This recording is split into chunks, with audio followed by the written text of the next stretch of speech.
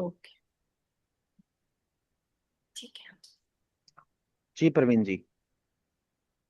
जी sir. आपका स्वागत है सर। धन्यवाद सर। ब्रह्म ऋषि पत्री जी को नमन करते हुए, जिन्होंने इतना बड़ा रहस्य हम सबके सामने प्रस्तुत किया। 2500 साल पहले का रहस्य, गौतम बुद्ध का रहस्य, आनापान सती ध्यान, जिससे हम सत्य के रास्ते पर चल रहे हैं हम सब, और हम सबको रास्ता दिखाया। उनको शत शत और कोटि कोटि नमन। उसके बाद मैं डॉक्टर संगीता जी का बहुत बहुत आभार और धन्यवाद व्यक्त करता हूँ कि उन्होंने मुझे शाकाहार के लिए आमंत्रित किया। आपका बहुत बहुत धन्यवाद मैडम। आपकी ओजस्वी वाणी का बहुत बहुत धन्यवाद। आपकी मेहनत को, समर्पण को बहुत बहुत धन्यवाद। और साथ में श्री राजेश जी का बहुत बहुत धन्यवाद, जो लगातार संपर्क में रहे। और मैं अपने आप को कृतज्ञ महसूस करता हूँ कि मैं शाकाहार प्रचार के लिए खुद को एक समर्पित ध्यानी के रूप में प्रस्तुत कर पा रहा हूँ। धन्यवाद, धन्यवाद सभी को। दोस्तों, आज मैं अपने आप को इस स्टेज पर पाकर मतलब अचंभित हो रहा हूँ। मैं क्या था और क्या हो गया हूँ। जीवन कैसे मोड़ लेती जा रही है और वो कहाँ से कहाँ हम पहुंच जाते हैं। एक एक परिस्थिति, एक एक समय, एक एक क्षण को आज मैं देखूं तो बहुत ही चमत्कारिक लगता है। मैं क्या था और क्या कैसा महसूस कर रहा हूँ। मैं पहले अपने बारे में बता दूं। मैं इंडियन एयरफोर्स में था और मैं वहाँ पर मैंने करीब 23 साल नौकरी करी और मैं जूनियर वारंट अफसर के रैंक से रिटायरमेंट ले लिया। उसके बाद मैं मंत्रालय में भी किया मैंने करीब 12-13 साल। उसके बाद एसएससी में भी किया। तो उसके बाद मेरे कुछ साल बचे हैं, 2-3 साल। मैंने कहा अब काफ़ी हो गया, तो मेरे सामने पीएसएसएम की अपॉर्चुनिटी आई। तो मेडिटेशन एक मेरे लिए एक नया सब्जेक्ट था। पूजा पाठ इन सब से तो मैं परिचित था, हम सभी थे, लेकिन मेडिटेशन से परिचित नहीं था। तो ये मेडिटेशन का एक भाव मेरे भीतर जगा, क्यूरियोसिटी इसने जगा मुझे कि ये क्या चीज़ है। और यही क्यूरियोसिटी मुझे ब्रह्म ऋषि पत्री जी की तरफ ले गई। मुझे कहीं से मैसेज मिला कि मेडिटेशन के एक बारे में बताते हैं, कोई ब्रह्म ऋषि पत्री जी हैं। तो जिस दिन पहली बार दिल्ली में पीएमसी हिंदी चैनल का उद्घाटन हुआ था, उसी दिन ब्रह्म ऋषि पत्री जी आए हुए थे।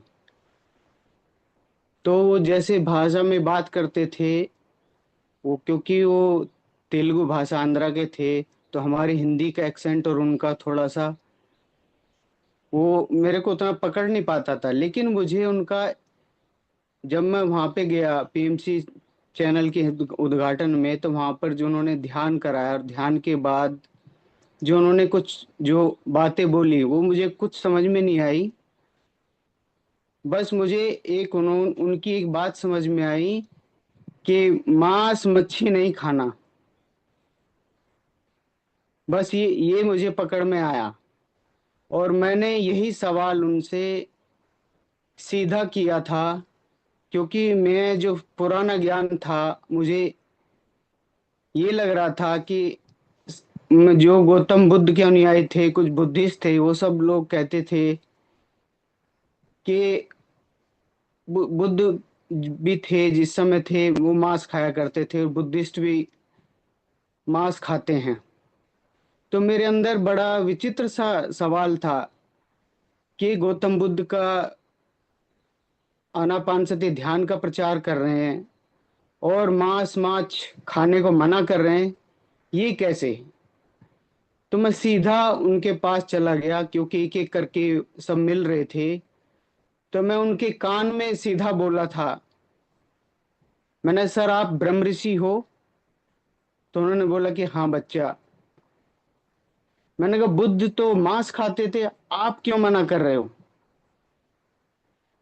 और ऐसा सुनते ही पता नहीं उनको क्या हुआ, वो शांत हो गए, अवाक हो गए, उनकी वाणी चुप हो गई। मैं उनकी तरफ देखता रहा, वो मेरी तरफ देखते रहे। तो मैं समझा, लगता है, मैंने कहा इन बाबा को लगता है पत- शायद मैंने टेस्ट कर लिया, उनके पास इसका जवाब नहीं है। तो फिर मैं जब वापस, मैंने कहा अब चलते हैं। तो मैं 7-8 कदम लेके जब पीछे मुड़ के चल पड़ा, तो पीछे से वो आवाज देते हैं कि उन्होंने तो जो कुछ किया किया, आप अपना देख लेना। और ये सिर्फ एक सेंटेंस मेरे भीतर उतर गया। मुझे ऐसा लगा कि इन्होंने सारी रिस्पॉन्सिबिलिटी मेरे ऊपर दे दी, यानी जो कुछ भी मैं कर रहा हूँ वो मेरी जिम्मेदारी है। मैं क्या खा रहा हूँ, क्या नहीं कर रहा हूँ, क्या मेरे एक्शन है, क्या मेरे कर्म हैं, वो सब मेरे अपने हैं। मैं ही जिम्मेदार हूँ। यानी वो मुझे you create your own reality की तरफ ले गए। यानी आपकी मेरी भी बात मत मानो, तुम किसी की भी बात मत मानो, आप अपनी सुनो, उसको अपनाओ, देखो, परीक्षा लो, तब फॉलो करो। तो मुझे मेरा अंतर मन उन्होंने उस एक सेंटेंस से झकझोर दिया था, जिसको मैं उस समय की बाबा के, क्योंकि ये चल रहा था, ये ऐसा वैसा है। और उन्होंने एक बात और करी थी कि नो डॉक्टर नो मेडिसिन। मैंने, ये तो बहुत अच्छी बात है। अगर ध्यान से हमें डॉक्टर की जरूरत ही ना पड़े, मेडिसिन की जरूरत ही ना पड़े, तो बहुत अच्छा हो। और आज मैंने कोविड-19 में ध्यान शुरू किया था, और आज मुझे करीब 7 साल हो चुके हैं, मैं एक भी दवाई नहीं ली है। और मैं उससे पहले खूब मांस खाता था। मैंने कौन सा मांस नहीं खाया? आप जो नाम बता दो, मैं वो खाया हूँ। और मांस खाने के साथ साथ मैं जब ध्यान करता था उसका अनुभव मेरे पास में है, और मांस छोड़ने के बाद का अनुभव वो भी मेरे पास है। क्योंकि मैं ध्यान तो कर रहा था, लेकिन मांस भी खा रहा था। मैंने, तो चलता रहता है ऐसे, तो सब कहते हैं, पता नहीं कितने लोगों ने बोला है, मुझे आज तक बोलते रहे। हमारे परिवार में खुद हमारे चाचा थे, वो साधु हो गए, तो वो भी बोलते थे, उनके गुरु भी बोल के चले गए थे। लेकिन मांस खाने का कोई लॉजिक मेरी पकड़ में नहीं आया। खा सकते हैं, क्या है, शरीर है, टेस्ट है, स्वाद है, खाओ पियो मौज करो ऐश करो, क्या रखा है। लेकिन जब मैंने ध्यान किया, जब मैं ध्यान में आया, करने शुरू किया, तो मुझे लगा कि मैं जो ध्यान कर तो रहा हूं, लेकिन जो सारी ऊर्जा है वो मेरी वो मांस को पचाने में ही जा रही है। सारी ऊर्जा जितनी मैं ले रहा हूं। और एक बार मैं बीमार पड़ा। मैं सोच रहा, ध्यान से मुझे लग रहा था कि मैं ठीक तो होता हूं, लेकिन बहुत मेरे को समय लग गया। मुझे वायरल फीवर हुआ, और उस तरह से लगा। मैंने कहा ध्यान से ठीक हो सकता है, तो मैंने ठीक तो किया, लेकिन मुझे 8-9 दिन लग गए। मैंने कहा ये तो यार मैंने दवाई नहीं ली थी, फिर भी मैंने डिटरमाइंड होके ध्यान की ऊर्जा पर भरोसा करते हुए मैंने एक भी मेडिसिन नहीं ली थी, और रोजाना थोड़ा थोड़ा अपने अंदर ऊर्जा को महसूस करता था, और ये एहसास करता था कि हाँ, मुझे भीतर अनुभूति हो रही कि मैं ठीक तो हो रहा हूँ, लेकिन रिकवरी उतनी फास्ट नहीं है। उसके बाद मैंने कहा कुछ तो गड़बड़ है, यही गड़बड़ है मांस के साथ में जो हो रहा है। उसके बाद मैंने मांस छोड़ के ध्यान करना शुरू किया, तो जो ऊर्जा थी वो मेरे पास ज्यादा आने लगी। पहले जितना ज्यादा समय लग रहा था, उससे कम समय लगने लगा। लेकिन मैं बीमार पड़ रहा था, खांसी जुकाम नजला है और वायरल फीवर, ये सब होते थे। अब मेरे को दोबारा टेस्ट करने का मौका मिल गया। मैंने कहा अब हो मुझे बुखार हुआ, तो मैं दोबारा से क्यों ना इस ध्यान की ऊर्जा को टेस्ट करूं। और मैं अचंभित हो गया। मैं सिर्फ 2 दिनों में अपना वायरल बुखार बिना दवाई के, और मैं निरोग हो गया। मैंने कहा ये बात है। तो मुझे असली ध्यान की ऊर्जा का रहस्य उस समय पता चला कि जब वो कहते थे ये जो ध्यान की ऊर्जा है, ये जो कॉस्मिक ऊर्जा है जिससे पूरी सृष्टि का निर्माण है, वो हमारे भीतर ही है, हमारी सांसों पर ही है। हम क्यों बाहर जाएं, क्यों हम डॉक्टर के पास जाएं, हॉस्पिटल के चक्कर काटें, अपना समय बचाएं, पैसा बचाएं, धन बचाएं, ऊर्जा बचाएं और इसको सही दिशा दें। तो उस दिन से मैंने मांस भी छोड़ दिया और शाकाहार में परिवर्तित हो गया मैं। लेकिन मांस तो खा रहा था, लेकिन मैं दूध भी पी रहा था जो मेरा फेवरेट भोजन था। फिर मैंने इस पे कोई भी इस बात को मैं जो कहूंगा, ये मेरा पर्सनल अनुभव है, सब लोगों के अनुभव है। आप जो कुछ भी करें अपना पर्सनल अनुभव बनाएं, तभी आप जीवन में आगे बढ़ें। कभी किसी की बातें सुनी सुनाई पे ना विश्वास करें, आप उसको अनुभव बनाना है आपको, तभी हम जिंदगी में सच्चाई के रास्ते पे, सत्य के रास्ते पे आगे बढ़ेंगे। जैसे संगीता जी बोलती हैं, ये तो बैटल है, कॉस्मिक बैटल है। कॉस्मिक बैटल से हम विशुद्ध प्रेम की तरफ आना, मतलब पूरा ये वो रास्ता है, सत्य का रास्ता वो है। मैं बाहर फौज में कारगिल युद्ध में था, मैंने एक्टिव पार्टिसिपेंट था, मैंने मौत को बहुत नजदीक देखा है, मैंने जीवन को क्या स्थिति होती है, संघर्ष होते हैं, ये सब मेरे लिए एक बहुत ही कॉमन सी चीज है। असली संघर्ष यानी बैटल से छुटकारा नहीं मिलता है। आप बका बाहर का युद्ध खत्म हो जाता है तो आंतरिक युद्ध शुरू हो जाता है, और जब आंतरिक युद्ध शुरू हो जाता है तो आप रिसर्च रिसर्च में लग जाते हो, खोज में करते हो। और यही खोज करना, हम सब रिसर्च रिसर्च साइंटिस्ट ही हैं।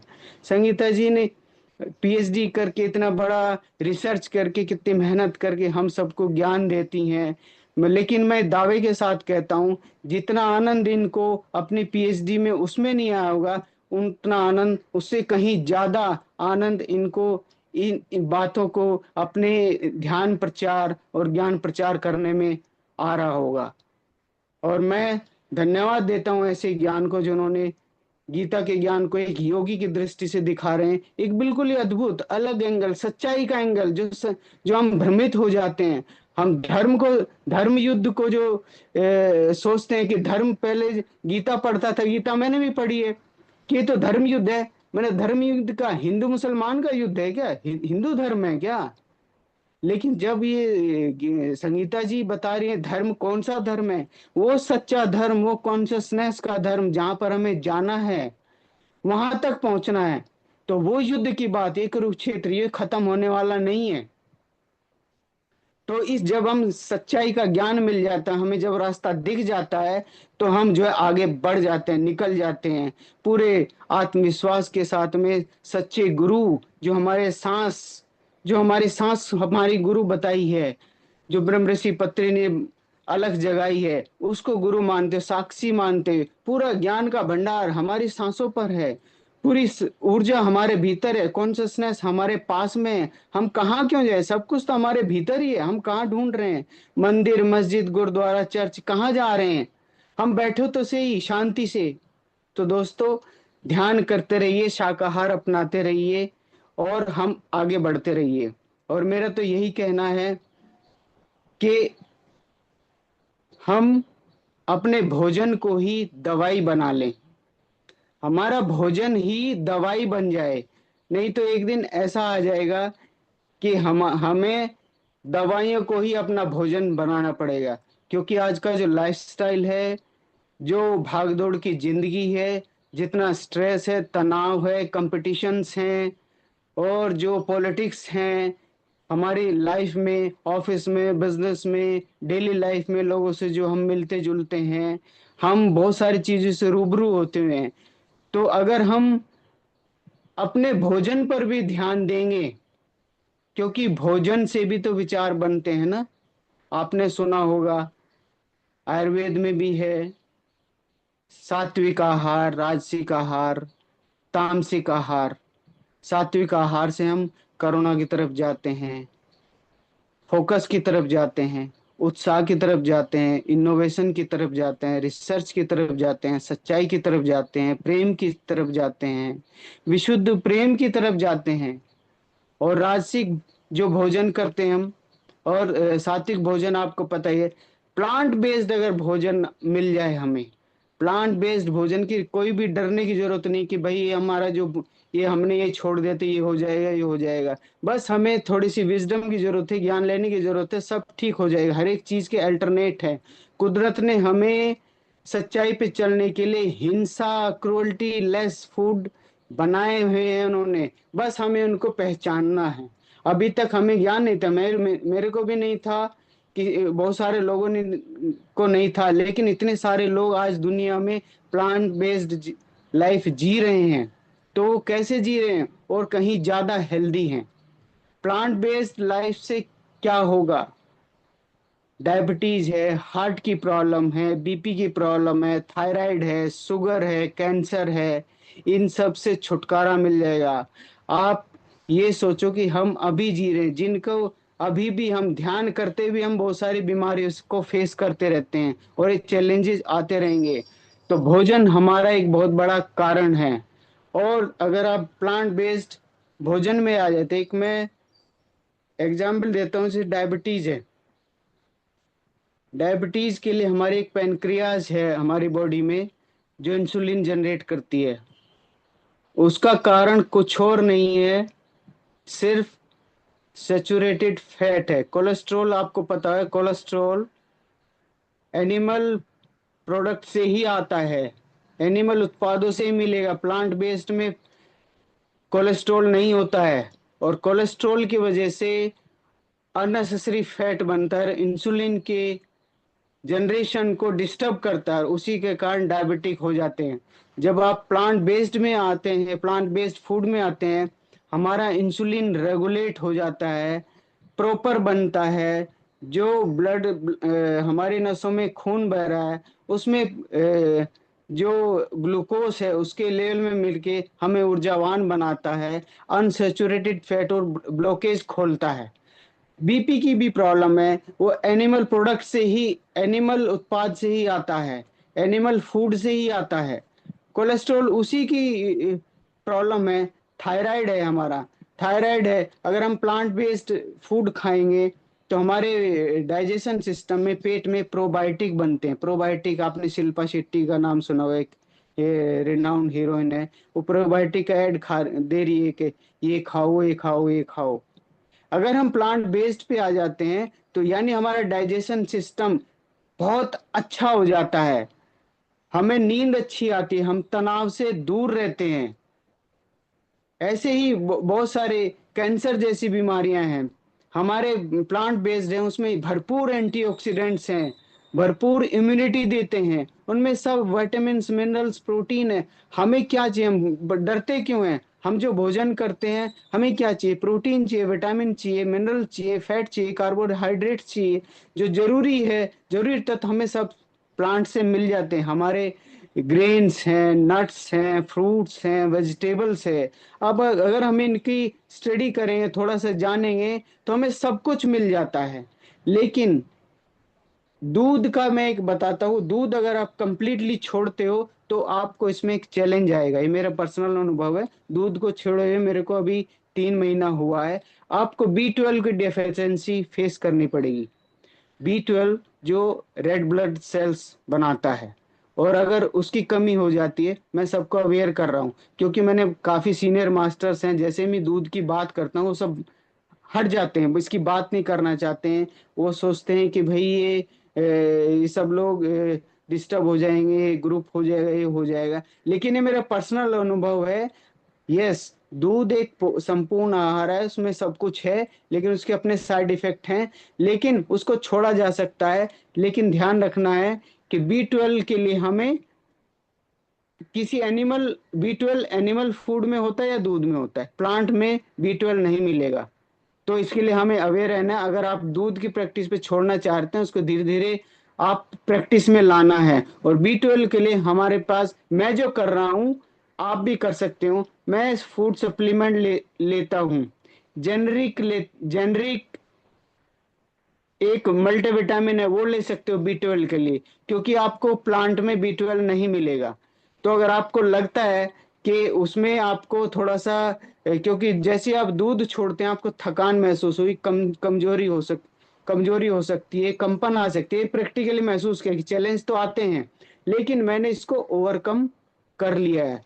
एक सप्लीमेंट में B12 मल्टीविटामिन है, उसमें B12 का भी ले सकते हैं और सभी ले सकते, क्योंकि वो दवाई नहीं है, दिस इज नॉट दवाई, वो प्लांट बेस्ड है। B12 सभी में होता है, एक बैक्टीरिया है, लैब में जनरेट किया जाता है, प्लांट से मिक्स करके बनाया जाता है ना। तो वो हम कंज्यूम कर सकते हैं, उसमें कोई भी हार्म नहीं, कोई भी हिंसा नहीं है। मतलब कहने का मतलब क्या है, हमें जितनी कम हिंसा वाला भोजन करेंगे, उतनी ज्यादा हमारे भीतर एनर्जी होगी, ऊर्जा होगी, उतनी ज्यादा हम कॉन्शियसनेस की तरफ बढ़ेंगे। आप समझ पा रहे हैं, सारा खेल है क्रुएल्टी फ्री फूड लेने का। हम क्रुएल्टी से दूर रहें, अहिंसा, अहिंसा का जीवन जिए, तो हम सच्चाई के रास्ते पे ज्यादा जा सकते हैं, हम स्ट्रेस से दूर रह सकते हैं, तनाव से दूर रह सकते हैं, हम अपनी स्पष्टता निर्देशित कर सकते हैं, फोकस रह सकते हैं। अच्छा, सबसे बड़ा नुकसान क्या हो रहा है एनिमल क्रुएल्टी का, आप जानकर चौंक जाओगे। एनिमल क्रुएल्टी की वजह से, मांसाहार की वजह से, आज पूरे भारत देश में 40-50 हजार एनिमल स्लॉटर हाउसेज हैं पूरे भारत में। ये किस लिए बने हैं जी? आप सोचो, 40-50 हजार स्लॉटर हाउस बने, क्या होता होगा इनमें? जानवर ही तो काटे जाएंगे ना, वहां पूजा पाठ तो होगी नहीं। और इतने जानवर कहाँ से आ रहे हैं? ये इतने जो जानवर आ रहे हैं, ये आर्टिफिशियली एक व्यापार बना दिया गया है, कि इंडस्ट्री खड़ी कर दी गई है, KFC जैसे ब्रांड बना दिए गए हैं। ये यूरोपियन कल्चर है। हमारी तो भूमि संतों ऋषियों मुनियों की भूमि है। ये हिंसा वाला देश कैसे बन गए? तो अहिंसा, ये बुद्ध की भूमि है, हमें इसको दोबारा से बुद्ध की भूमि बनाना है। और शाकाहार जगत कैसे बनेगा? शाकाहार जगत तभी तो बने जब हिंसा से मुक्त होंगे, हम हिंसा को पहचाने, हिंसा किस जरिए से हो रही है, चाहे वो डायरेक्ट हो रही है या इनडायरेक्ट हो रही है, हमें पता ही नहीं कि दूध से हिंसा हो रही है। जब हम डेयरी इंडस्ट्री और मीट इंडस्ट्री एक साथ कनेक्टेड है, आपने देखा होगा कि आपको भैंसे दिखाई नहीं देते, कभी कभी इक्का दुक्का गांव में कोई दिखाई दे गया। कहाँ जाते हैं मेल, मेल भैंसे कहाँ जाते हैं, मेल बच्चे, फीमेल जो बच्चे हैं गाय भैंसों के, उनसे दूध छीना जा रहा है, उनका दूध हम पी रहे हैं। आपको जाके जानकर आश्चर्यचकित होगा कि मानव ही ऐसा जीव है जो दूसरे जीव का दूध पी रहा है, नहीं तो सब अपने अपने माँ का दूध पीते हैं। हमें उसकी जरूरत नहीं है इतनी। सुबह बचपन में हमें माँ का दूध मिल जाए, शुरुआत में वही बहुत, हमारे दांत निकल जाए, बोन्स डेवलप हो जाए, उसके बाद हम प्लांट बेस्ड पे रह सकते हैं। ये बहुत आसान है, मुश्किल नहीं है, कुछ भी नहीं है, क्योंकि हम सत्य के रास्ते पर हैं। देखो, जो दूसरे रास्ते पर है, सांसारिक रास्ते पर है, वो उसको नहीं इतने जल्दी पकड़ पाएगा। तो वो अपने अपने रास्ते पे धीरे धीरे, कौन की लाइफ की किस स्टेज पे वो धीरे धीरे आते हैं, तो हमें उनको वहां से, जीवन से किस स्टेज पे फंसे हैं वहां से लेके यहाँ तक लाना है। बस हमें अपना ऐसा अनुभव बनाना है कि तब के सबके लिए एक रास्ता सुगम हो जाए, आसान हो जाए। कैसे हम, जैसे संगीता जी इतनी मेहनत करती हैं रोजाना, गीता जी को कि रोजाना ज्ञान देने के लिए रोजाना सिस्टम को जनरेट कर, राजेश जी की मैं ये देख के आश्चर्यचकित होता, कितने डेडिकेटेड हैं ध्यानी लोग, और कितनी मेहनत कर रहे हैं पूरे समाज को, देश को जागरूक करने के लिए, सच्चाई के रास्ते पे लाने के लिए। ऐसे ही हमें कौन व्यक्ति कहाँ फंसा हुआ, हमें समाज में घुसना है, वो कर क्या रहा है, हमें बचना नहीं है समाज से, हमें सांसारिक जीवन जीते हुए बचना है, वो कहाँ अटक रहा है, कहाँ फंस रहा है, तो उसको वहां से लाना है। यानी रोग से हमें नफरत करनी, रोगी से नहीं, सभी मानवता से प्रेम करना है। सभी सभी मानव में क्षमता है, वो बस उसमें एक चाहत जगानी है कि भाई वो भी सच्चाई के रास्ते पर चलना है। नहीं तो नेचर के रास्ते पे तो सब चल ही रहे हैं, अपने अपनी जो जर्नी है सब जी ही रहे हैं, लेकिन हमें इस संख्या को बढ़ाना है। और ऐसे ऐसे प्रोग्राम जो ये हो रहा है स्पिरिचुअल वुड में, और मैं तो स्पिरिचुअल वुड की जो वीडियो है संगीता जी की, उसमें आज भी मेरे को जहन को वो कर देती है, don't call us chicken mutton, वो लाइन मेरे को अभी भी याद है। और मेरे तो, मैं शाहीन बाग जैसे इलाके में रहता हूँ, मुसलमानों के इलाके में नहीं, और मेरे यहाँ भरपूर मार है, भरमार है मुस्लिम, क्योंकि उस उनके इस्लाम धर्म में बकरीद जैसे त्योहार मनाए जाते हैं। लेकिन जब से मैं यहाँ पे आया हूँ, 6-7 साल हो गए, यहाँ पे बकरीद नहीं हुई है। मैंने उसका प्रचार इतना कर दिया शाकाहार का, वो भी अब एक्सेप्ट करने लगे, और मैंने उनके घरों में जाके शाकाहार को सिखाया है। वो सोचिए, जब आप शिद्दत से चाहते हैं तो आपकी बात सुनी जाती है। मैंने मुस्लिम लोगों को घर में बैठ के ध्यान सिखाया है, और उन्होंने महसूस किया है। आप बात करो तो सही, आप ज्ञान लो तो सही, सच्चाई के रास्ते पे सही चलो तो सही, विजडम की बात करो तो सही। आपके रास्ते में भले ही मुश्किलें आएंगी, गौतम बुद्ध को क्या थोड़ी मुश्किलें आई, पत्री जी को क्या थोड़ी मुश्किलें आई, लेकिन आज ध्यान जगत बनता जा रहा है ना, शाकाहार जगत बनता जा रहा है ना।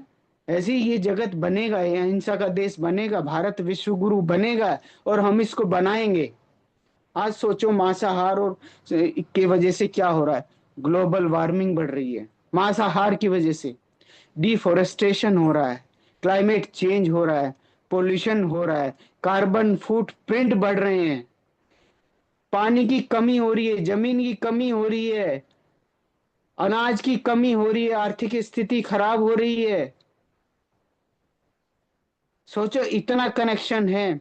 अगर मैं बात करूं कैसे हो रहा है, अब कार्बन फुटप्रिंट की बात कर लो। आज का समय के हर समय और कालखंड अपने अपनी परिस्थिति अलग अलग लेके आता है। ये हमेशा से रहा, नेगेटिव पॉजिटिव, इसी से सृष्टि चलती है, इसी से दुनिया चलती है। कभी नेगेटिव ज्यादा हो जाता है, कभी पॉजिटिव ज्यादा हो जाता है। लेकिन जो सात्विक लोग हैं, जो स्पिरिचुअल साइंटिस्ट हैं, रिसर्च साइंटिस्ट, जो हमेशा कोशिश में रहते हैं कि दुनिया सात्विकता की तरफ बढ़े, सच्चाई की तरफ बढ़े। लेकिन बीच बीच में अलग अलग युग युग आते हैं, कलयुग है, सतयुग है, द्वापर है, उस तरह से ये चक्र चलता रहता है, और ये चलता रहेगा। क्योंकि बिना नेगेटिव पॉजिटिव के सृष्टि नहीं चल सकती। हमें कर्म भी तो काटने हैं, कार्मिक बंधन से भी तो बंधे हुए हैं। कुछ लोग हैं जो कर्म है वो करते ही रहेंगे, आप उनको कितना भी समझा लो वो नहीं आएंगे। लेकिन अगर हम जग गए हैं तो हमें अपनी बात कहनी है, आज नहीं तो कल, 1 साल में, 10 साल में, 5 साल में, कभी न कभी तो उसको क्लिक करेगी और वापस आएगा। अरे उसने ये बात, मेरे को विजन मिला था, विजडम मिली थी, ये अब उसका समय, उस समय आएगा। तो हमें उस रास्ते पर रहना है। तो मैं कार्बन फुटप्रिंट की बात कर रहा था। ग्रीन हाउसेस गैसेस हैं आजकल। पुरानी से पुरानी कंप्यूटर और मोबाइल ने सारी पुरानी तकनीकों को ऑब्सोलीट कर दिया। नई नई चीजें हमें लेनी पड़ रही है। हम हमेशा क्राई करते, परिवर्तन, आदमी में जब परिवर्तन होता है वो चिल्लाता है, परेशान होता है, तनाव होता है, ये क्या कर दे, ये कर दे। उसी तरह आज का समय शाकाहार का समय, प्लांट बेस्ड फूड का समय। तो हमें परेशानी होगी, बदलाव जब भी होगा तो परेशानी होगी। पत्थर से जब तस्वीर निकालते हैं ना, तो पत्थर जब रगड़ता है तो पत्थर को घिसना पड़ता है, तो तकलीफ होती है। तो हमें उससे रूबरू होना पड़ेगा, उसका सामना करना पड़ेगा। अब कैसे पशुपालन, इतने सारे जानवर कहाँ से आ गए हैं? ये आर्टिफिशियली क्रिएट करने, इंडस्ट्री क्रिएट करने से आगे आर्टिफिशियल इंसेमिनेशन सेंटर खोले जा रहे हैं। इनको जबरदस्ती पैदा किया जा रहा है, दूध देते देते गाय भैंसों को प्रेग्नेंट किया जा रहा है। तो नंबर्स इसलिए बढ़ रहे हैं, और फिर उनसे 4-5 साल दूध लिया जाता है। उनको जबरदस्ती ऑक्सीटोसिन के इंजेक्शन दे दिए, जबरदस्ती दूध निकाले जाता है। क्योंकि जो ममता से दूध निकलता है उसको हमने मशीनों के जरिए उसको टेक्नोलॉजिकल कर दिया है। तो उसके वो स्ट्रेस में हो जाता है, जानवर स्ट्रेस फेस करता है, और उसको बीमारियां डेवलप होती है। दूध दे देते थे तो वही चीजें उसके दूध में आ जाती है, तो बीमार पड़ जाती है। और उसको 4-5 साल दूध देती है, तो उसके बाद जानवर का क्या होगा? क्या हम खिला पाएंगे आदमी इसको? उसकी लाइफ, जानवर की लाइफ 10-12 साल है, 12-15 साल है, तो बाकी का जीवन कैसे खिलाएगा? तो कहाँ जाएगा वो स्लॉटर हाउस में जाएगा। तो स्लॉटर हाउस, मीट मांस से ग्रीन हाउसेस पैदा होती हैं। ग्रीन हाउस जैसे कार्बन डाइऑक्साइड है, मीथेन है, नाइट्रस ऑक्साइड्स हैं, ये जो है ग्लोबल वार्मिंग के लिए जिम्मेदार हैं। धरती का टेम्परेचर कितना होना चाहिए, 14-15 डिग्री, लेकिन 1-2 बढ़ चुका है। एक बैलेंस होता है ना, ग्रीन हाउसेस के जो जो हमारे वातावरण को गर्म करते हैं। हम तो अपने घरों में एसी वेसी लगाकर बैठ जाते हैं, अपना लोकल टेम्परेचर जनरेट करते हैं, लेकिन बाहर अलग टेम्परेचर है, पृथ्वी का टेम्परेचर अलग है।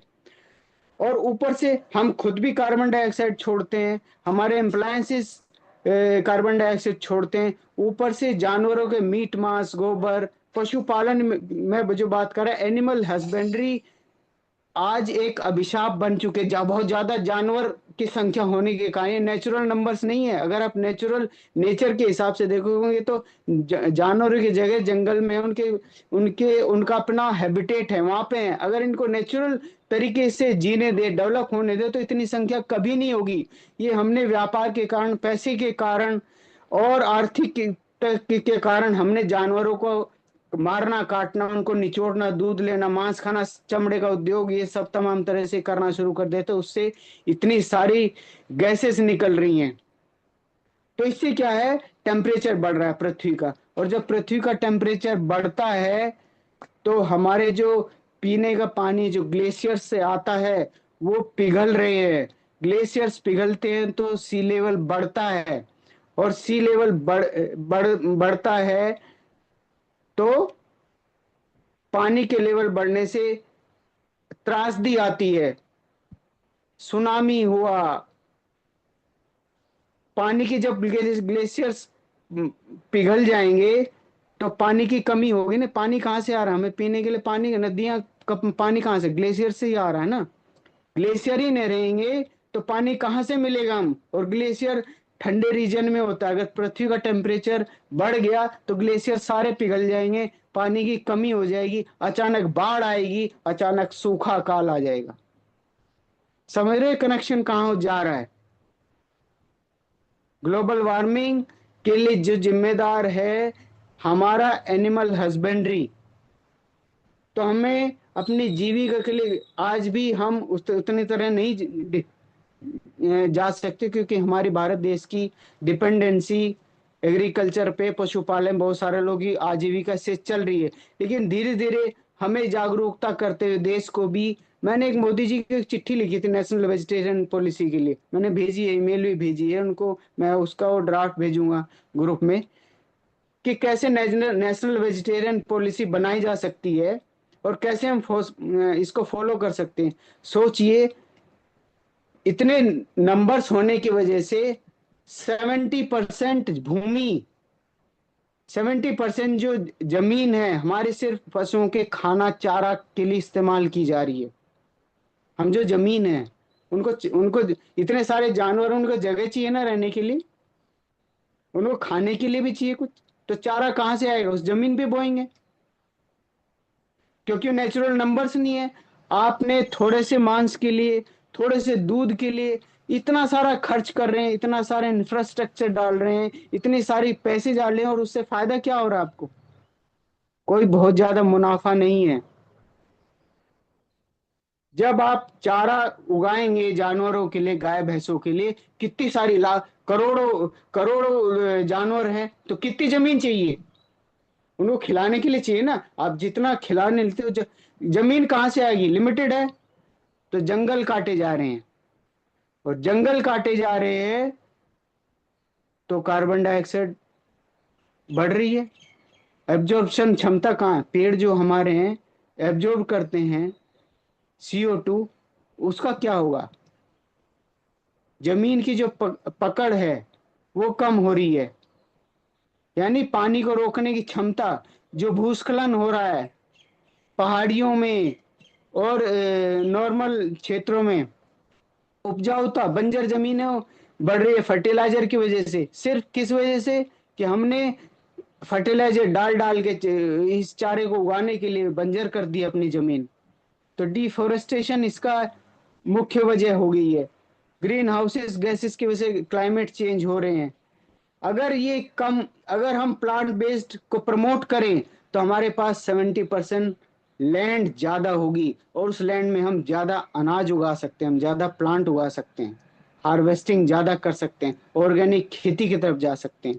सोचो, जो अनाज की कमी, इससे कमी कितने फायदे हैं। पूरा देश आज सिर्फ नहीं, इंडिया मोदी जी ने जो वो लिया है कि मैं किसी पॉलिटिकल उससे मत जाइए कि भाई ये उसकी बात कर रहा है, मोदी जी को प्रमोट कर रहा है, ऐसा कोई भी बात नहीं है। क्योंकि आज बात हो रही है कि अपना पोल्यूशन के लिए वो एक जो अभी 2020 का जो मिशन लिया था इंटरनेशनल, क्या नाम है उसका, वसुधैव कुटुंबकम के नाम से, जो भारत देश ने अभी पहल के उसमें वर्ल्ड लीडर के लीड कर रहा है, पोल्यूशन के कार्बन फुटप्रिंट कम होना चाहिए, तो उसमें इंडिया की जिम्मेदारी है कार्बन फुटप्रिंट कम हो, क्लाइमेट चेंज कम हो। तो इसके लिए बहुत बड़ी पहल चल रही है। तो कहने का मतलब क्या है, एनिमल क्रुएल्टी के साथ ये सारी जुड़ी चीजें जुड़ी हुई हैं। और जितनी एनिमल क्रुएल्टी फ्री हम फूड लेंगे उतना ही हमारी जागरूकता बढ़ेगी। हमारे फायदे ही फायदे हैं, सोने पे सुहागा है।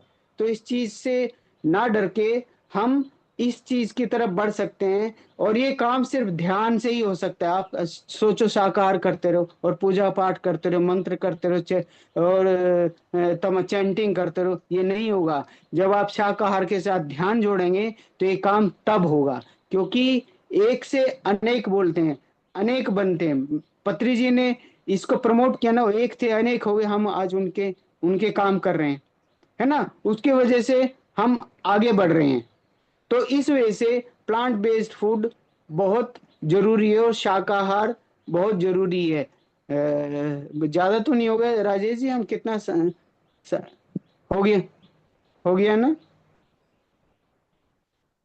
ठीक है सर, क्योंकि बहुत ज्यादा लंबा हो जाएगा, फिर हमें क्योंकि एक बेसिकली जितने भी हमारे चक्र हैं, मूलाधार ये सब है उसी से कनेक्टेड है, हमारे फूड से हैं, हमारे विचार है सांसों के जरिए है ना। तो हम शाकाहार की तरफ बढ़े, फूड की तरफ बढ़े, तो हमारी कॉन्शसनेस बढ़ेगी, हमारा प्लेनेट अच्छा होगा, हमारे युद्ध खत्म होंगे।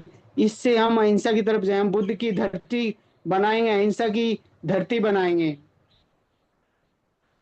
ठीक है सर।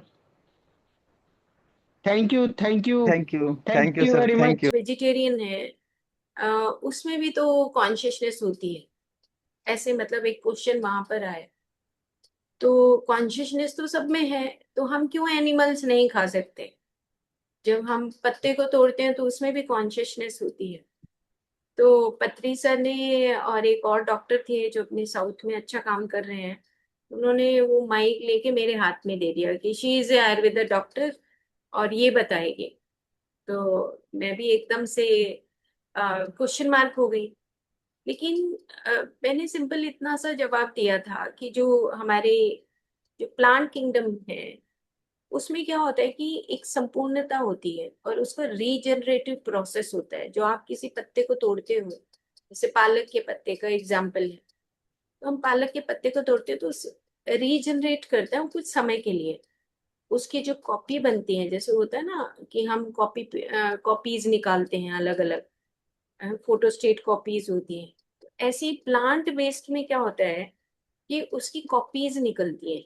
जैसे एक पालक के का जो पौधा है उसका एक अपना लाइफ है, लाइफ साइकिल है। उस लाइफ साइकिल में वो कितने पत्ते निकालेगा, ये सब कुछ उसका मतलब टिल डेथ उसकी, मतलब उसकी उस कॉन्शियसनेस से लेके और उसके एंड तक, मतलब उसकी लाइफ के एंड तक जितना उसका समय है, तब तक वो पत्ते जनरेट करता रहेगा। जैसे अब एक मूली है, अब मूली का अपना एक लाइफ साइकिल है। मूली जनरेट करेगी तो उसके बाद उसका बीज बनेगा और बीज बन के फिर अनेकों मूली बन जाएंगे। तो प्लांट जी बेस्ड जो फूड होता है उसमें रीजनरेशन की जो कैपेसिटी है वो होती है। लेकिन जो एनिमल बेस्ड फूड है, किसी का हमने एनिमल को काटा तो उसकी एक लाइफ साइकिल हमने खत्म कर दी, और एक लाइफ साइकिल खत्म नहीं की, उसके सराउंडिंग में जो ये ग्रुप सोल्स होती है, तो जो प्लांट भी ग्रुप सोल्स है, प्लांट बेस्ड जो जी फूड होता है वो भी ग्रुप सोल्स है। जैसे एक आम है, वो कंप्लीट हो गया, नीचे गिरता है, जब वो सेपरेटनेस हो गई कि हाँ भाई नाउ आई एम कंप्लीट और मैं अब सेपरेट हो रहा हूं, तो अब तुम इसको खा सकते हो। है ना। जैसे हमारी जितनी भी स्पाइसेस है, लौंग अलग होती है, जीरा अलग होता है, गेहूं अलग होता है ना, हमारे जितने मसाले हैं सब अलग होते हैं ना।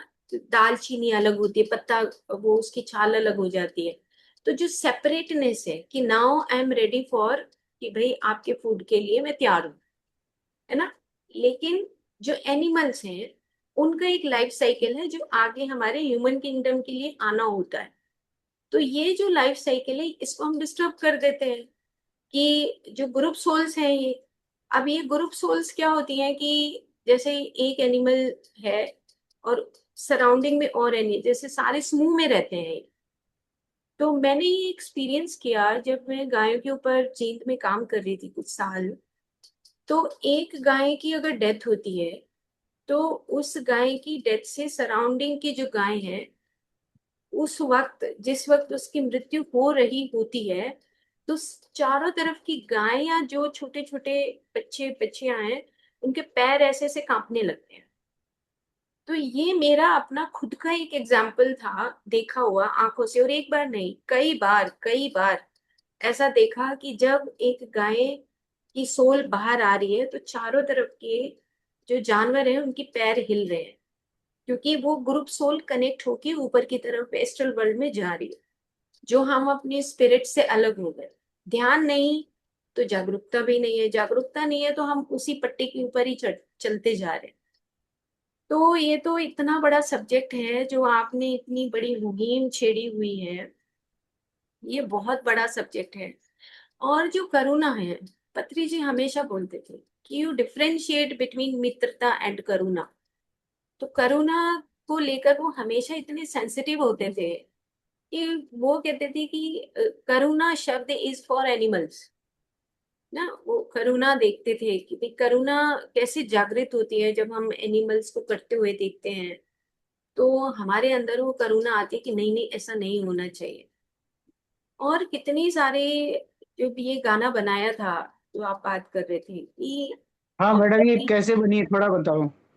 ऑस्ट्रेलिया में जब आग लग गई थी, जी। ऑस्ट्रेलिया में बहुत कई महीनों तक आग रही थी।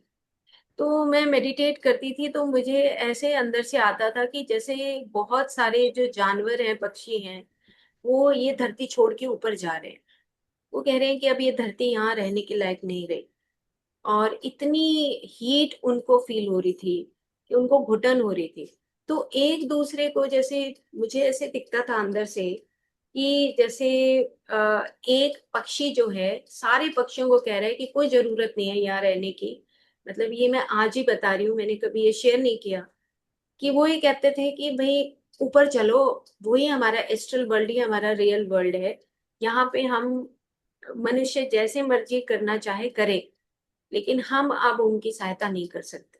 तो मुझे बार बार अंदर से ना कई महीनों तक, मतलब ये दिखता रहा कि जैसे एनिमल्स ऊपर जा रहे हैं, बर्ड्स ऊपर जा रहे हैं, सारे प्लांट के कुछ जो स्पीसीज हैं जो सही में हमारी उस एनवायरनमेंट में जो एक खुशी लाते हैं, अलग अलग टाइप के जो केमिकल्स उनके अंदर होते हैं, जो नेचुरल केमिकल्स होते हैं, खुशबू भी कहते हैं, वो भी यहाँ से ऊपर जा रहे हैं। तो मैं उनको उड़ते हुए देखती थी। तो फिर मैंने अपनी टीम को कहा कि हमें तो एक गाना बनाना चाहिए। जब हम गाना बनाने के लिए निकले तो देखा कि वही स्लॉटर हाउस में गए हम वहां पर। तो उन्होंने मना कर दिया, बहुत झगड़ा हुआ कि हम आपको फोटो नहीं लेने देंगे। जो मुर्गी खाना है हम वहां पर गए, उन्होंने भी कहा कि हम कोई फोटो नहीं लेने देंगे, किस लिए फोटो ले रहे हो आप। तो बहुत, मतलब इसमें भी आर्ग्यूमेंट हुई, तो हमने उनकी फोटो वगैरह नहीं ली। और जिसने अलाउ किया फिर हमने वहां से वो फोटोग्राफ ली। कोई शॉप्स थी जहाँ पे वो मुर्गी रखी हैं। और मतलब मेरे घर के तो लोग ये कहने लगे थे कि आ, तेरा आपने जो सिर फ्रंट में वो फोड़ेंगे। आंखें, मैडम आपने जो फ्रंट में जो आंखें दिखाई है ना, वो आदमी को खींचता है। ये क्या है? ये डरावना सी चीज क्या है? या तो आदमी डर जाता है उसको देखेगा। तो मैंने देख ली, और देखने के बाद मैं अंदर से मतलब इतना मेरे को वो हुआ, अरे ये क्या हो रहा है? ये कितनी सच्ची वीडियो है। हम क्या कर रहे हैं? हमने एक एक आंख, एक एक जो एनिमल है उसकी एक एक आंख की पिक्चर इकट्ठा करके, और जी।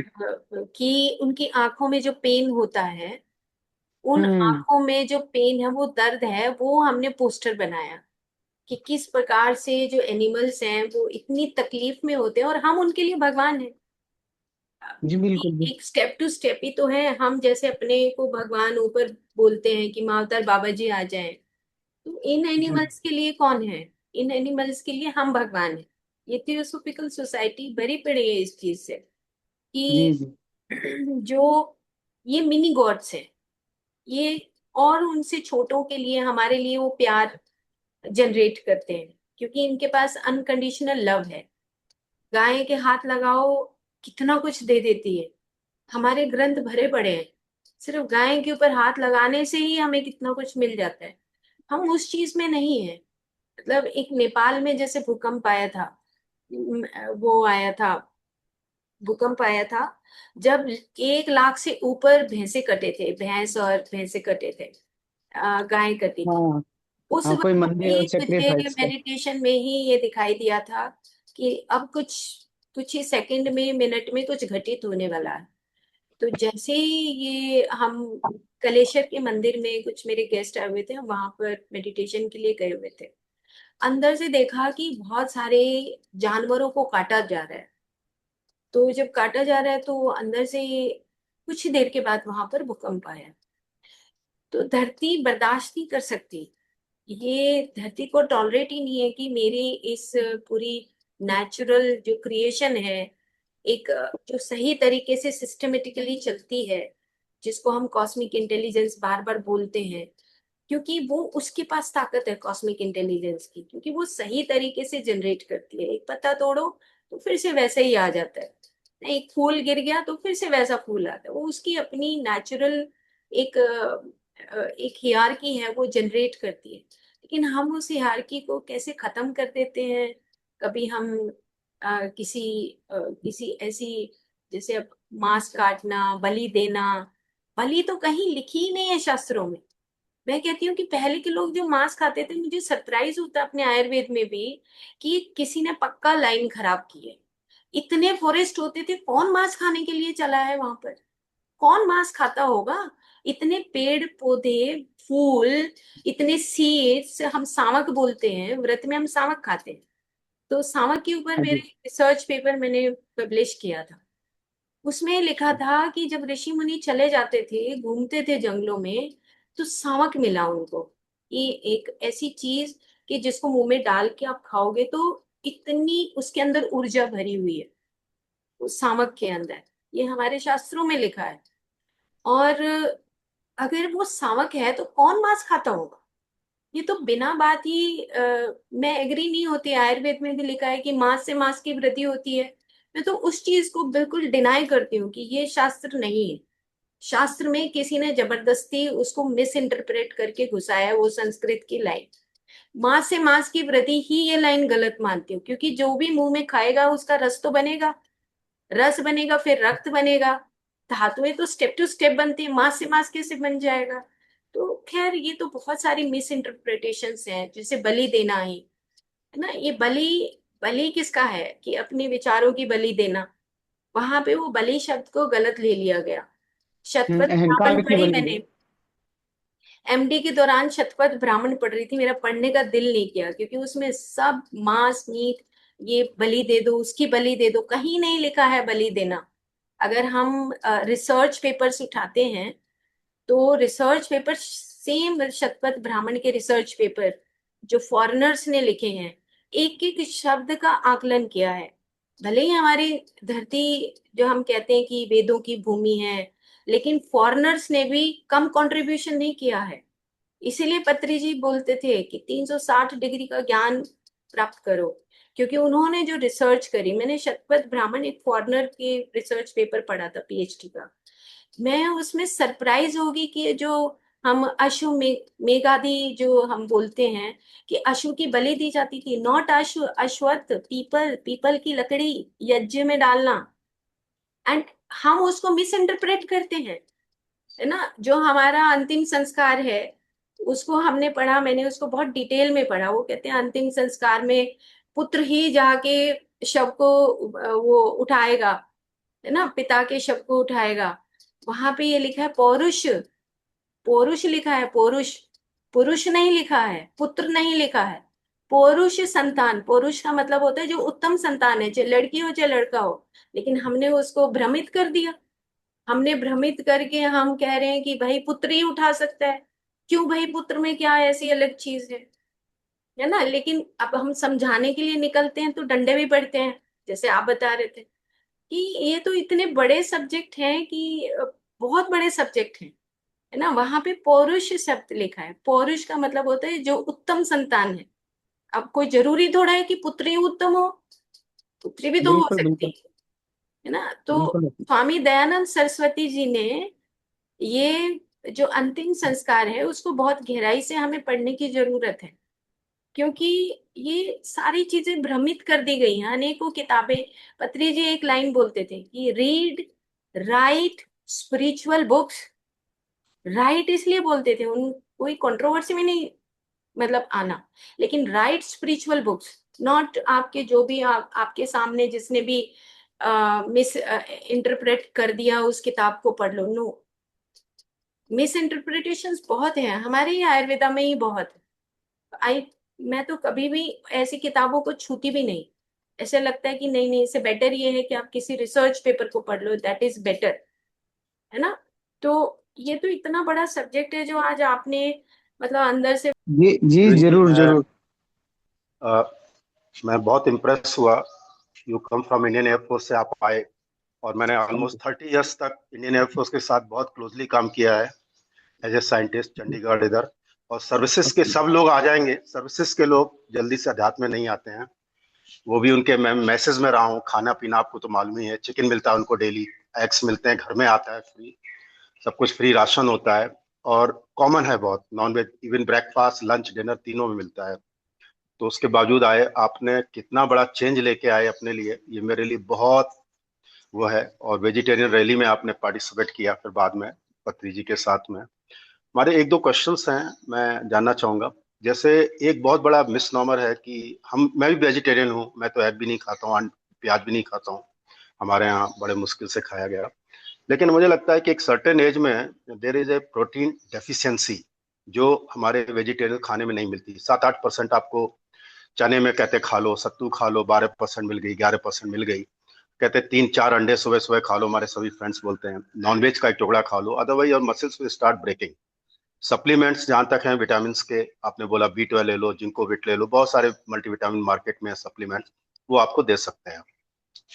तो ये प्रोटीन की एक बहुत बड़ी समस्या होती है। और एक वेगान का भी चला, मैंने वेगान भी बनने की कोशिश की, लेकिन चाय की इतनी बुरी आदत है चाय काली नहीं पी पाया, तो मैं वेगान भी नहीं बन पाया, वो भी छूट गया हमारा। बहुत ट्राई किया दूध को मैं छोड़ूं, ये करूं। अब लोग कहते हैं पनीर खाओ, पनीर भी मुझे पसंद नहीं है, उसमें मुझे महक आती है। तो ये प्रोटीन का ये एक कैसे किया जा सकता है, कुछ आइडिया है आपका? बिल्कुल बिल्कुल। देखिए, प्रोटीन का एक कैलकुलेशन है। प्रोटीन का एक मानक ये है, जितना हमारा वजन है। मान ले हमारा वजन 60 kg है, तो हमें डेली रिक्वायरमेंट हमारी 60 ग्राम प्रोटीन होना चाहिए हमारी डाइट में, यानी पर केजी पर ग्राम प्रोटीन। अब हम ये प्रोटीन कंज्यूम करते हैं या तो जैसे हमारी हैबिट बनाएगी, या तो हम मांस कंज्यूम करेंगे या दूध कंज्यूम करेंगे, है ना। हम्म, अगर हम प्लांट की तरफ जाते हैं, अगर आप कैलकुलेट करें, हमारे पास ग्रेन्स है। गेहूं में करीब 100 ग्राम में आपको 12% प्रोटीन मिलेगा, एग्जैक्ट। हाँ जी। आपने 2-3 रोटी खा ली, 10 या 30 एवरेज, चलो 30 ग्राम प्रोटीन आपको 3 रोटी से मिल गया। अगर बशर्ते हो 100 ग्राम की रोटी, आटे की रोटी हो, गेहूं में से आपको 30 ग्राम मिल गया। दालें ले लो, हमारी दालों में 20 से 22% के आसपास प्रोटीन होता है 100 ग्राम। अगर हमने 100 ग्राम दाल कंज्यूम की तो 20% वहां से मिल गया। आपकी मटर है, सोया है, सोया में सबसे ज्यादा प्रोटीन है, 80% प्रोटीन होता है। आपने 100 ग्राम कंज्यूम किया सोया, सोया चंक होती है, सोयाबीन की बड़ी है, ये हाई सोर्स हैं, अनसैचुरेटेड फैट्स हैं, हाई प्रोटीन सोर्स हैं। आप सोया कंज्यूम करो, सोयाबीन, सोया का टोफू आ गया, पनीर आ गया, दूध आ गया, ये इतना सफिशिएंट है। आप उस डाइट पे जाइए, हमें उसकी जरूरत ही नहीं पड़ेगी। तो तो रहा जा हमारे पास सकता तो है।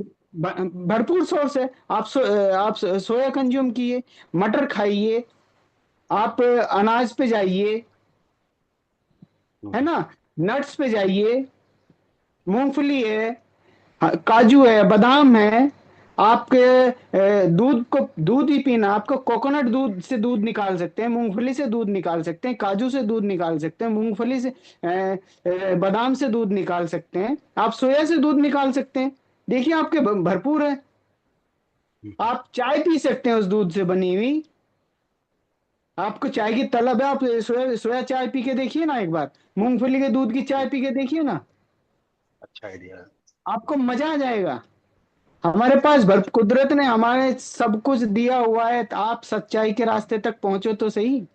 उसने सारे रास्ते खोले हुए हैं। आप प्लांट्स की तरफ आइए, भरपूर है।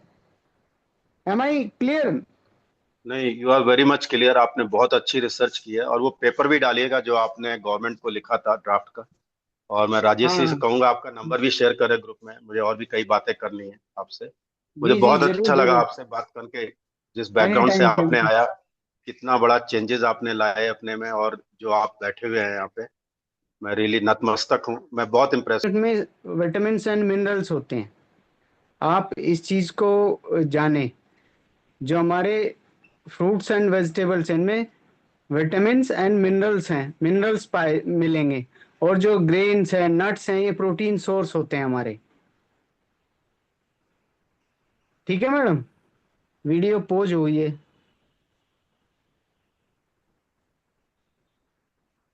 नहीं, राजेश जी, आवाज आ रही है। आ रही है आ सर, रही है चल रहा मैडम है। जी, हाँ जी। ओके ओके, हाँ अच्छा, मैडम की वीडियो पोज हो गई थी। ठीक है मैडम। तो जितने भी फ्रूट्स एंड वेजिटेबल्स हैं, ये विटामिन एंड मिनरल्स के भरपूर सोर्स हैं। नट्स, ग्रेन्स, ये सब प्रोटीन सोर्स होते हैं। तो आप इनका, प्लांट्स का थोड़ा सा स्टडी करेंगे ना, सब सारा खेल तो ज्ञान का है ना। जरा सा मिस कैलकुलेशन हो जाए तो देखो, सड़क पे चले जाओ, हम गलत रास्ते पे चले जाओ, कितनी दूर से वापस आना पड़ता है ना। एक छोटे सा डायरेक्शन एंगल बनते बनते हमें बहुत दूर गलत दिशा में ले जाता है। और एक सही सही डिसीजन, सही रास्ता हमें मुक्ति तक ले जा सकता है। तो बस थोड़ी जानकारी बढ़ानी है, थोड़ी सी अवेयरनेस लेनी है, तो सब ठीक हो जाएगा, कुछ भी दिक्कत नहीं है। इसमें हम्म। जैसे जो सबसे हल्का प्रोटीन, मतलब जो इजीली डाइजेस्टेबल होता है, वो मूंग की जी दाल होती है, जी मूंग हम्म। और मोठ की दाल। वही मैक्सिमम खाए ही। और मूंग, एक तो छिलका, एक धुली हुई, एक साबुत मूंग, हम्म। 3 टाइप हो गई हमारे पास। ये सबसे इजीली डाइजेस्टेड होती है। जैसे वैसे प्रोटीन को अगर हम साइंटिफिकली देखते हैं तो 3 साढ़े 3 घंटे लगते हैं, 3 से साढ़े 3 घंटे हर एक दाल को। लेकिन मूंग की दाल को पचने में सिर्फ, जैसे सीरियल्स जो हमारी कार्बोहाइड्रेट पच जाता है 2 घंटे में, ऐसे ही हमारी मूंग की दाल भी 2 से ढाई घंटे में पच जाती है। ठीक है। और फिर उससे जो स्ट्रॉन्ग प्रोटीन है, जैसे मूंग और मोठ की बात खत्म हो गई, क्योंकि वो इजीली डाइजेस्टेबल है और कहीं नहीं जाता प्रोटीन। मतलब हम ये समझें कि हमारी एनर्जी जा कहाँ रही है। खा तो रहे हैं हम, प्रोटीन तो खा रहे हैं ना, कितना परसेंट प्रोटीन खा रहे हैं, एनर्जी जा रही है और सब बेकार की चीजों में। हम क्या बनेगा लास्ट में, कार्बोहाइड्रेट से लास्ट में क्या बनता है, एनर्जी बनती है। प्रोटीन से क्या बनता है, एनर्जी बनती है। फैट से क्या बनता है, एनर्जी बनती है। लेकिन जो मन है हमारा, वो सारी एनर्जी हमारी खींच लेता है। और हमें ये लगता है कि प्रोटीन से पूरा नहीं हो रहा। प्रोटीन और कार्बोहाइड्रेट दोनों इक्वल क्वांटिटी में हमें चाहिए होते हैं। और उसके बाद जब सेकंड प्रोटीन आता है तो वो हमारा चना आता है, बेस्ट प्रोटीन, और साथ में बादाम। 2 चीजें इतनी बेस्ट प्रोटीन है। जो बादाम है वो हमारे गुड कोलेस्ट्रॉल को बढ़ाता है, एचडीएल को। तो अगर हम 5 बादाम भी खाते हैं तो दिन भर में सफिशिएंट है हमें। कोई उसमें इतनी कैलकुलेशन भी नहीं, मत जाओ कि भाई हमारा इतना चाहिए, जैसे प्रवीण जी बता रहे हैं। ठीक है, हम कैलकुलेशन में भी जाएं तो हमारा 5 बादाम बहुत है, और एक हम अखरोट खा लें बहुत है। चबा चबा के खाएं। ऐसा नहीं कि खाया और निगल गए, साथ में हम देख रहे हैं कौन और खा रहे हैं और निगल रहे हैं, नहीं, वो चबाना पड़ेगा। क्योंकि उसमें कुछ रस ऐसे होते हैं जो यहाँ चबाने से ही बनते हैं उसके अंदर। आउटर फूड और इनर फूड में बहुत फर्क है। जो आउटर फूड है, आउटर शुगर है, वो अलग है, और जो इनर शुगर है उसमें एंजाइम्स मिलते हैं। तो वो बिल्कुल अलग शुगर है, बिल्कुल अलग टाइप का प्रोटीन है। जैसे दूध, हमें अभी पेनक्रियास के ऊपर बहुत सारी ऐसी आ रही है कि अगर आप दूध पीते हो तो एक ऐसी टाइप का उसके अंदर एक प्रोटीन बनता है जो इंसुलिन की मात्रा को कम करता है। ये जो डॉक्टर जो बी स्वरूप रॉय चौधरी हैं जो बोलते हैं दूध के ऊपर कैसीन, दूध नहीं लेना चाहिए, है ना। Casein protein. हाँ, कौन सा प्रोटीन है वो बहुत साल पहले। हाँ, जो ये प्रोटीन है इससे हमारी पेनक्रियास खराब होती है। अगर हम मुंह में ही कुछ नहीं चबाएंगे, एंजाइम्स मिलेगा ही नहीं, तो फिर तो वो बाहर का फूड और अंदर का फूड तो बहुत फर्क है। तो एक प्रोटीन हो गया हमारा मूंग मूंग और मोठ, और दूसरा प्रोटीन हो गया चना और बादाम, और तीसरा प्रोटीन जो मूंगफली और सोया है, उसको 4 घंटे पचने में लगते हैं ना। 3.5 से 4 घंटे हमें पचने में लगेंगे। अगर हमारी डाइजेस्टिव फायर अच्छी है तो हम सोया आराम से ले सकते हैं। डाइजेस्टिव फायर बहुत अच्छी है तो हम मिलेट्स खा सकते हैं, उसमें भी प्रोटीन्स मिलते हैं ना। और अगर हमारी डाइजेस्टिव फायर बहुत अच्छी है तो मूंगफली खा सकते हैं, सिंपल मूंगफली में भी प्रोटीन मिलता है। तो प्रोटीन की कहीं प्लांट बेस्ड फूड में कहीं कोई कमी नहीं है।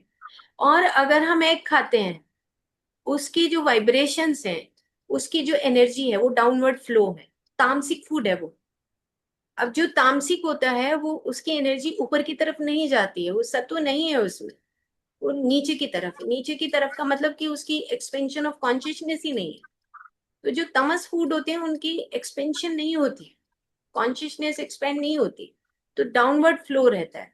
तो आज नहीं तो कल एग खाने से, मतलब हम अगर एक स्पिरिचुअल और साइंटिफिक टेम्पर से देखें तो उसमें हमारी एक्सपेंशन नहीं होती उस कॉन्शियसनेस की। तो इसीलिए तामसिक फूड, तो चाहे तामसिक फूड का मतलब ये भी होता है कि अधिक खाएं। तामसिक फूड का मतलब ये भी होता है कि हम जब ज्यादा बातें करते करते खाते हैं तो वो भी तमस में परिवर्तित हो जाता है। जेलस में खाएं तो वो भी तमस है। तो क्योंकि हमारी एक्सपेंशन ऑफ कॉन्शियसनेस नहीं होती। सत्व वो होता है जो बार बार चबा चबा के बियॉन्ड टाइम चला जाए। ब्रह्म बोला गया है, अन्न को ब्रह्म बोला।